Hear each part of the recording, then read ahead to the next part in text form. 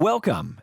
If your Levoit Smart 550 Hybrid Ultrasonic Humidifier has dropped offline, this guide will help you reset it.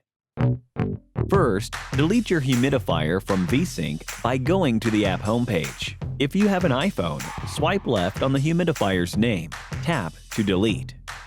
Make sure your humidifier is plugged in and turned on. Now, tap and hold the power button for a full 20 seconds. The light will blink increasingly quickly. Here's what to look out for.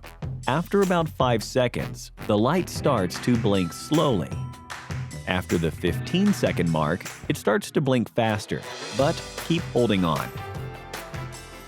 At the 20-second mark, the light starts to blink even faster. Now, you can remove your finger. Now your humidifier is reset back to factory settings. You'll need to set it up again to use it. Enjoy your smart humidifier.